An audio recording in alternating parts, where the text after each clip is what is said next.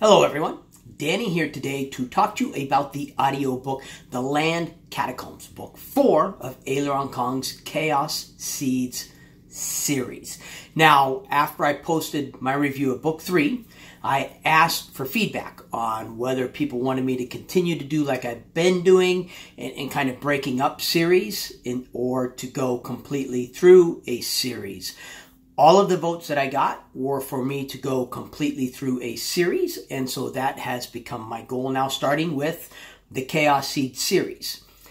Having said that, after finishing this book, and I've already started on to the book that follows this book, I may have to take a break and go away and come back. We'll see how this next book goes.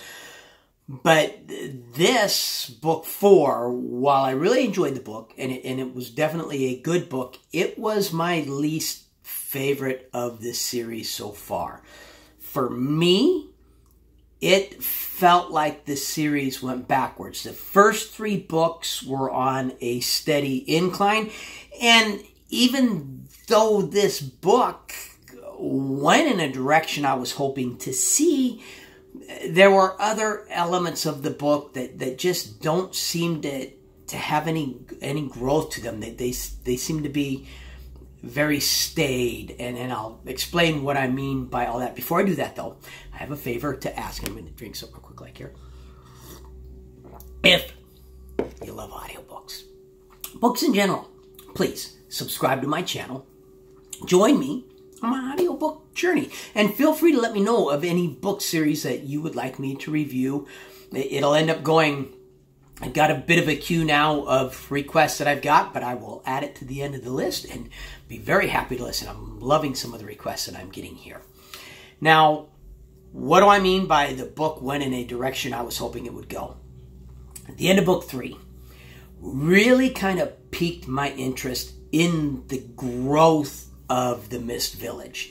And I wanted to see more action centered around the Mist Village itself, getting to know the characters in the Mist Village better, seeing the growth and development of the Mist Village. This book did that. The entire book stayed not really within the bounds of the Mist Village itself, but within the bounds of the fog that surrounds the Mist Village. It didn't really leave the bounds of the fog that surrounds the Mist Village, the mist that surrounds the Mist Village, until the very end of the book, and I'll get to that a little bit later there. At the same time, it didn't feel like it progressed the overall storyline any at all. There have been hints throughout the first 3 books and even this book of an overarching plot line, something that involves this world that Richter has been sucked into, something that lets you know that Richter wasn't sucked into this world just on a whim. There's a power behind that has a purpose to sucking him into this world. And you keep getting little hints and little flashes of that, but all the way through book 4, there's been no development of that. I have no idea what that overall plot line is, what that overall series is. I have no idea of any of that. And it's kind of a little disappointing, because I want to know what's going on with the entire world that he's in, as well as what's going on with the village that he is a part of. The humor and Richter's own development seemed to take a step backwards. Book 1, in my review of that, and I'll post links to the reviews of the first 3 books in the series so you can kind of see what I'm talking about here. I talk about the fact that the humor is very sophomoric. The humor is something that you would expect from high school to college age kids. Now we're into book 4.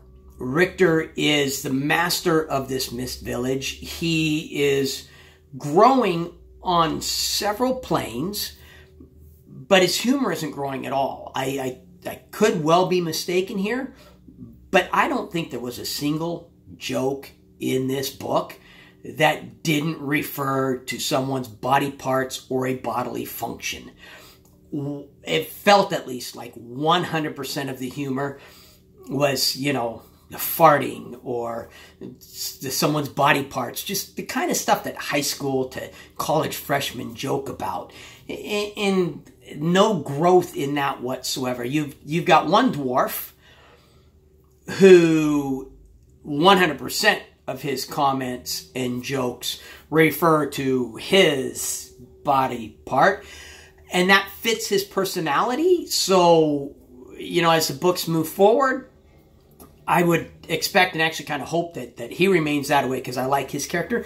But I'm kind of expecting Richter to start. Crumb, I think, is the dwarf's name. I'm expecting Richter to kind of grow and mature and grow and mature in his response to the world, in his humor. I mean, I don't, and the guys that I hang around with, we stopped doing sophomore. That's why it's called sophomoric humor, because it ends about your sophomore year of college, and it isn't ending. And that kind of fell flat for me, getting a little old. The Mist Village itself, while the book centered around the Mist Village, and the title is very misleading. The title, The Catacombs, makes you think that they're going to explore the underground catacombs that are below the Mist Village, right? I mean, that's the title. And if you look at the cover art, shows them like in a cavern. So, excuse me here. In this book, they're going underground. Doesn't happen. They don't go underground at all. They make plans to, and then it never happens. The book, he doesn't even, I could be mistaken, but I don't remember him completing a quest that didn't start in this book. It seemed like 100% of the quest, and he's assigned, so all of a sudden, now that he's dealing with the village, everyone he runs into gives him a quest. And the quests are starting to add up and pile up and add up and pile up. And he's only addressing those in this book. If you knew enough of his history and you knew enough of the world, this book could almost be a standalone book, because it just revolves around the Mist Village, and it just revolves around quests that he's given in this book. There's nothing is added to the overall series through this book.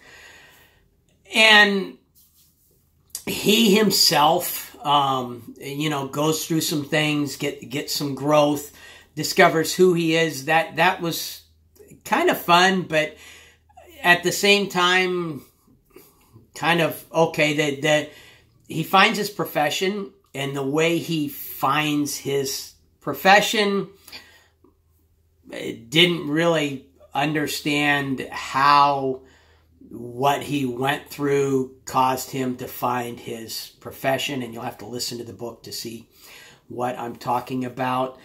I'm definitely continuing with the series. You know, Nick Podehl continues to narrate. Love Nick Podehl as a narrator. You know, as far as maturity level goes, like I said, the humor is very sophomoric.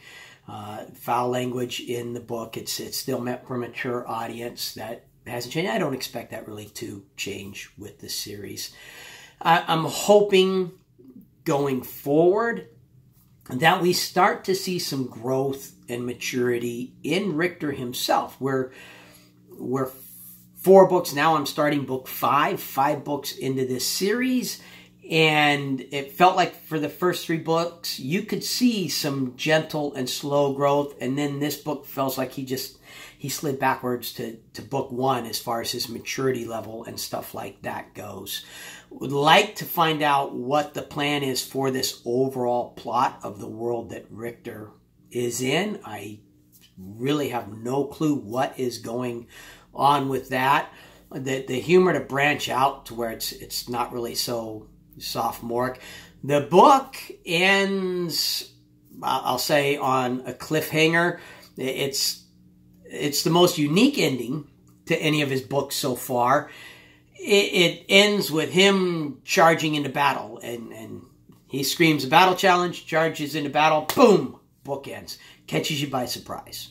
The ending definitely catches you by surprise. Now, I had the next book keyed up, ready to go, so I was able to go straight from that book into the next book, and we'll see how it goes. Still love the series. Still very much enjoying the book series. But if book 5 continues the pattern of book 4, which so far it's definitely doing, then I am going to be taking a break after book 5, despite the fact that I've had requests to go through the entire series. I'm just going to need a break and to come back to it.